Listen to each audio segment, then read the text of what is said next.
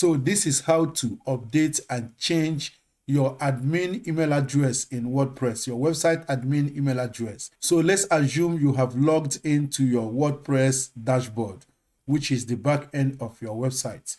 Okay, so now, all you need to do is to scroll down to settings, then click on general. Then here you will see the site title, tagline. So you come down, you see administration email address.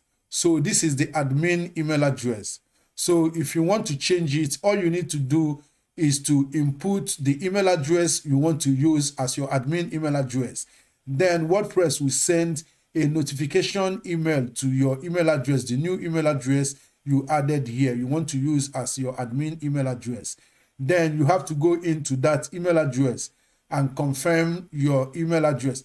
And you have to go to that email address and click on the URL link to confirm your email address. So, and with that, you have updated and changed your WordPress admin email address, your website's admin email address, okay? So that is it. I hope this is helpful. So if it helps, and subscribe to this channel if you haven't done so. And don't forget to click on that bell icon to be notified anytime we drop video tips like this, okay? And if you are a returning viewer, I appreciate you. So please, thank you for staying with us here, and see you in the next videos.